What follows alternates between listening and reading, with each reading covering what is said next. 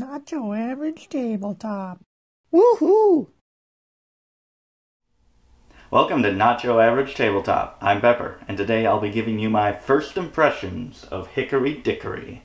This is from designer Sawyer West and publisher Plaid Hat Games. We have a couple Plaid Hat games, I think, but I don't know if we have any from Sawyer West. So maybe his first impression as well.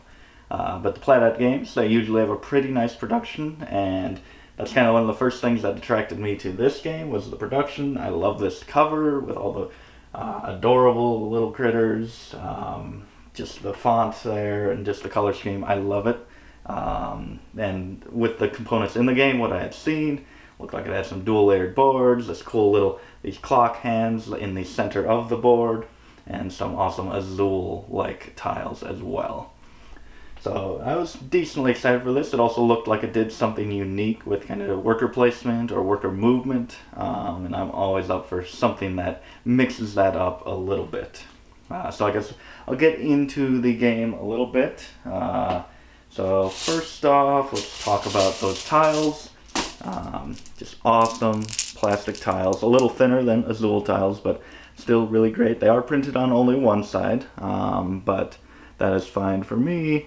Just really like the colors of these as well, and all the symbols are very easy to see, although I will say that they do have a button and kind of a marble as well, which both circular, and I could see maybe mixing those up from across the table possibly. But apart from that, they are very nice tiles. Got some wild ones as well, and I don't know for colorblind's sake how easy those are to tell apart, but they do have little icons on the corners as well to denote their color. So these are very nice, phenomenal pieces. And then you also have these dual layered boards. There's 4 of these. They're all a little different with their layout, so it adds a little variability for each player, but kind of take these tiles and put them onto matching spots on the board when you cash them in, and there's not actually a matching spot for this, but I will slot it in there anyway. So very cool. They hold the pieces. Obviously you're not going to be holding them like this in the game. I mean, you could if you want to. That'd be actually interesting, just to hold your player board like that, but if you did want to hold it like this, you can see that it does still hold the pieces. So awesome dual layered player boards. Let's throw that over there, get it out of the way. Got some really nice artwork throughout with your different workers. I think it's the same artwork throughout, or same repeated artwork, just a little color change for the different players. But really nice artwork. These are pointed edges, but you just have them sitting on the table. So if you have some fabric on the table, like a play mat or something, I don't know if that's going to snag, and it does poke the finger a little bit, but I didn't mind it. It didn't bother me. But yeah, so then I guess, yeah, we have that clock hands that will go in the center of the board, which I'll show the board in a second, but this it's quite a few pieces to assemble and actually put it in the board, but now that I understand exactly how you do it, it's pretty easy. I think I included kind of how to assemble. It probably wasn't very informative, but I think I included that in the unboxing, so check that out. That would be at the end. But yeah, and this sits in the board perfectly, and the hands move independently of each other, because I was worried, because the hour hand kind of tracks the amount of rounds that you've taken, and the minute hand kind of moves around the actions throughout the round. And I was worried that maybe moving the minute hand would move the hour hand along with it, but it does not, so that is awesome that they have it to work like that. Like, I'm not holding the hour hand in place here, it's just not dragging it along at all. That is absolutely perfect and very much needed, because if that was moving that hour hand along with the minute hand, then that would be problematic. Yeah, each player also has some really cool meeples to correspond to each of those worker boards that they have, and it kind of matches the artwork too, kind of their pose and their shape. Very cool, all unique. And I think we have another one here. Very cool, and it's pretty easy to tell them apart at a glance, because on those player boards, They can hold different of those kind of azul tiles, and you kind of need to keep them in their bag. You can't just freely trade between your people unless they are on the same space. So it is nice that you can tell these apart pretty easily. Maybe the big one for sure, but some of the others you might confuse from across the table, but it is pretty easy to tell who has what tiles in their inventory. So yeah, onto the big board here. Pretty big board.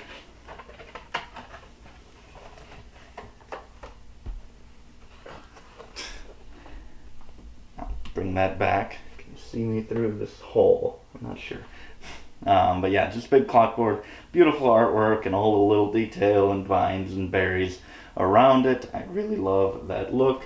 But yeah, this is a giant board, and you even have pieces that kind of slot into the sides. It makes me think of the Everdell board, and another one goes over there for kind of markets for extra tiles, or else cards, gold cards. So they slot into there really nicely, but it does make it a little bigger, and they do recommend as well that you put this board down here, which extends. You're going to need a pretty big table. It has to be that wide, and then also that long, with another like almost a foot at the bottom of it. I don't usually do that. I usually set this one aside. It just makes it an awkward shape, but it is really nice if you can do it to kind of complete that look and keep that artwork going. But yeah, so and on this board, you kind of put worker actions around the board. There are set ones for the 11, 12, and 1, as well as the 6. But this one, as you can see, they have a moon symbol. There are 4 tiles with moons on the back and 4 with suns, and you shuffle those and put those out in a random order on those sides. It provides a little variability in kind of what order you can take the actions, but I don't know if it adds too much. It's just a very slight difference. I mean, it's not like you're taking every single action every round, so the order, you're probably only taking 1 or 2 of those in a round, so the order of them doesn't matter that much, but it is nice that you can mix it up.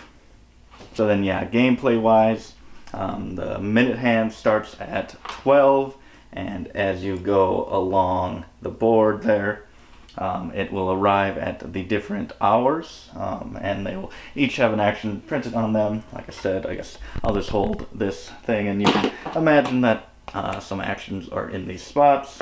You all start the game, and your meeples are in these little inner ring spots, and as the minute hand approaches, no one's going to be on the minute hand yet, but if it approaches there, and people are if they're on the minute hand, they activate from the tip to the center in that order, and then after that you will activate anyone who's sitting in that inner ring spot.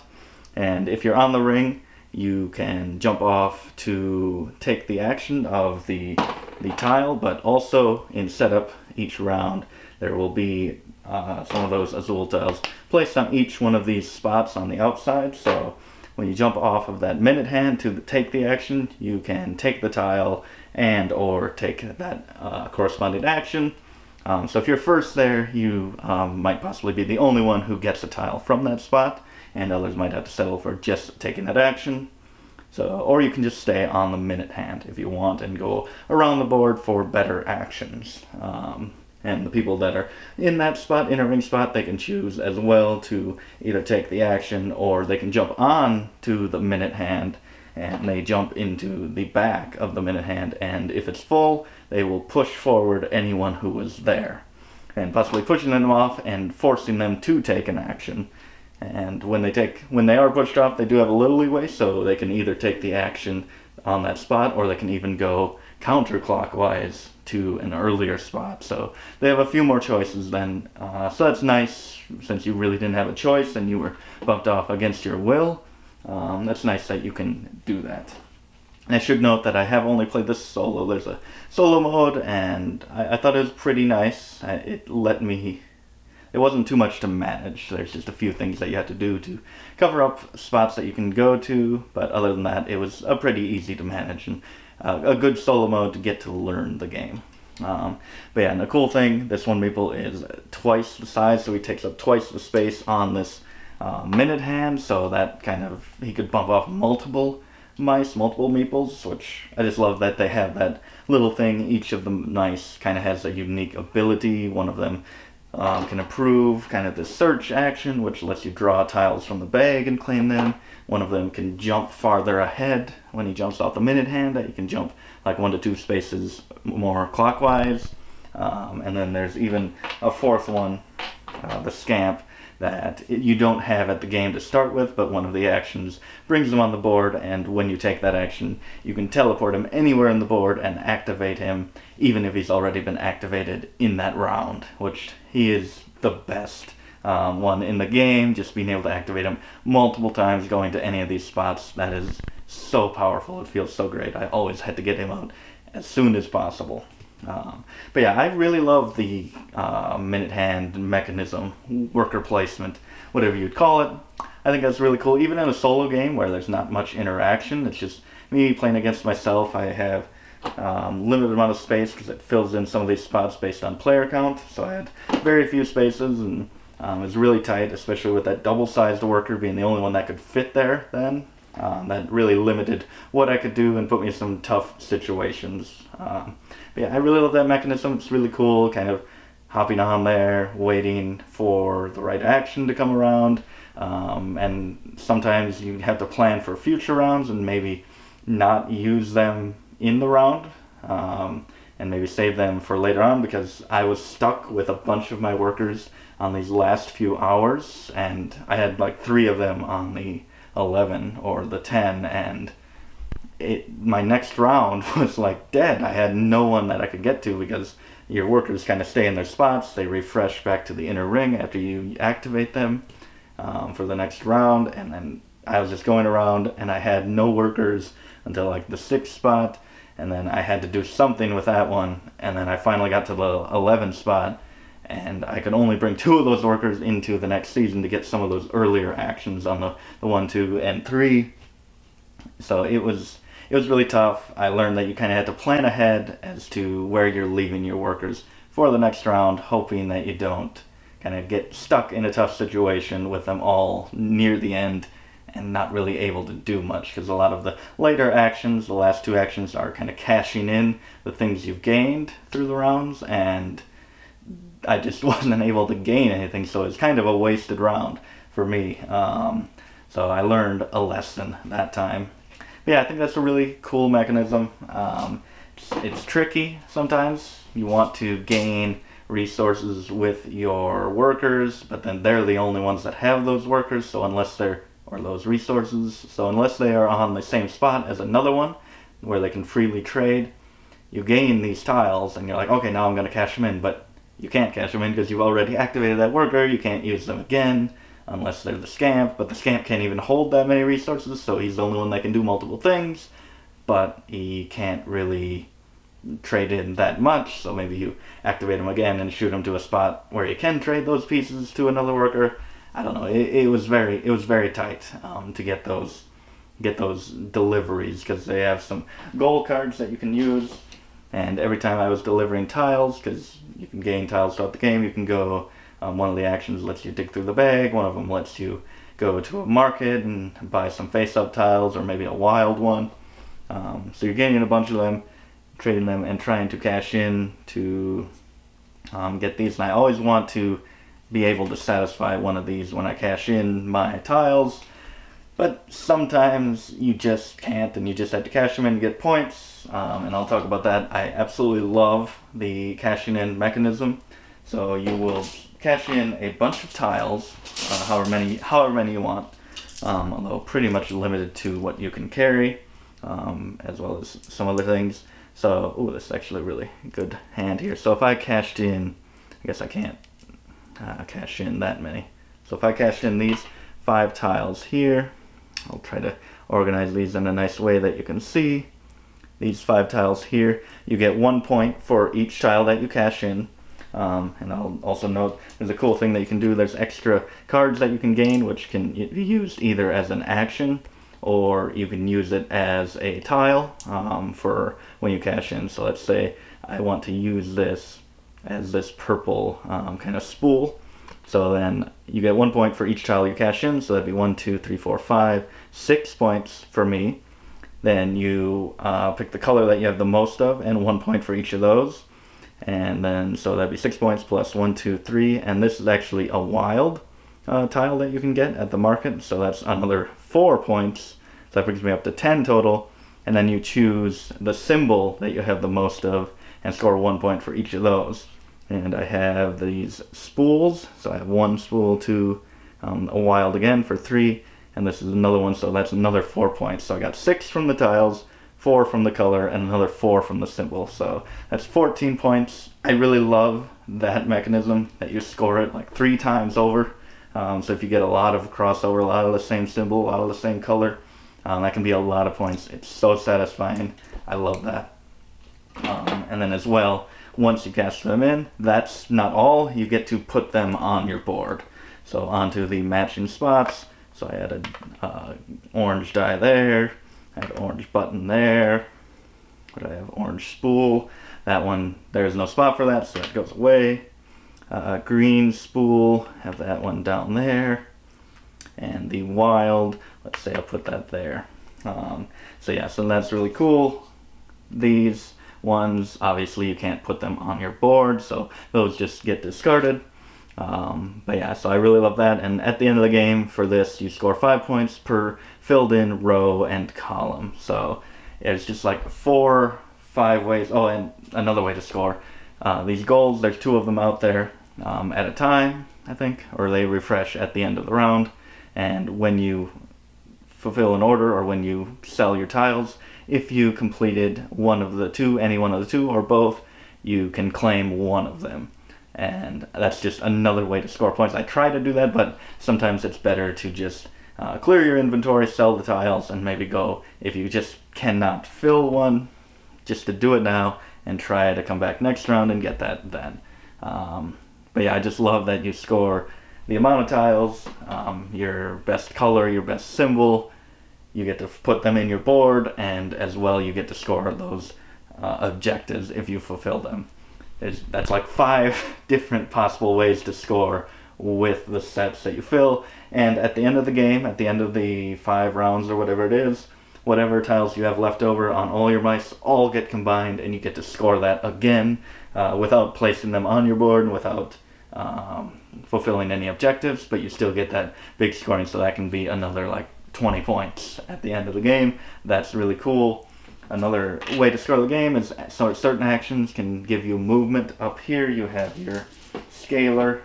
Not sure where that meeple is, but you got a meeple here, and he will move up this chain and pass these spots to get some points. But once it gets up there, we have this little, then you claim the bottommost amount of points. So 9, 7, 6, 5, 4 points. So first one up there gets 9 points, that moves up. Second one gets 7 points, and so on and so on. So just another awesome way to score big chunks of points. I found all the scoring in this game very satisfying. Just filling out those orders, filling out my board. I almost got my board filled once. I was 1 away. But that's just so satisfying to get just big chunks of points each time I sell. Filling in my board. Sometimes I got like a huge set of like blue tiles, like 4 or 5 of them, and I only had 1 blue spot on my board, so it wasn't really that effective to fill it in, but it was still a huge chunk of like 10, 12 points just for selling. So I love the scoring in this game. I love the mechanism moving around the board, the worker movement. I was really impressed with this. Variability, like I said, each player kind of gets one of these. It's not that different. It's just different types of symbols that you have to fill out. You can kind of have a different layout of actions on the board, but it's just a little different each time. So I don't know if much is changed up from game to game, but I don't think that matters. I think it's interesting enough that it's not going to get stale for quite a while, for me personally. And also the cat here, that you kind of roll a die at the end of the round, and that moves some cat paws around to block certain spots. So that'll mix it up as well. I've heard some people don't really like that, and they kind of remove that from the game. I didn't mind it, even though it did really hurt my round sometimes. But I mean, that's just what the cat does. So yeah, overall, I would give this a first impression of probably an 8. I really liked it. I was only playing solo. I think it would be a little better with more players, because the cat was a lot bigger player in the solo mode, and he was very mean, making me get rid of tiles and things. But I think this would be a little better at higher player counts, but I think the solo mode is a great way to learn the game. So I look forward to trying it with more players, with more interaction on that minute hand. Yeah, I really enjoyed this one. Great production, unique mechanics, and just a lot of fun, And I'm not someone who gets into the theme that much, but I did feel a little theme come through. Just your mice going around there. I really felt like these adorable little things trying to avoid the cats, trying to collect these goods and deliver them to the Lord Cuckoo, before it strikes midnight. So I thought that was nice, a fun little theme. I mean, if you get into it more than me, then I think you'll have fun with this one. But yeah, so check out my unboxing if you want to see a little closer look at the components. They're really nice, although you did see a good amount of them here. But thank you for watching, and leave your thoughts below if you've played this game. Otherwise, don't forget to keep on nibbling on that content.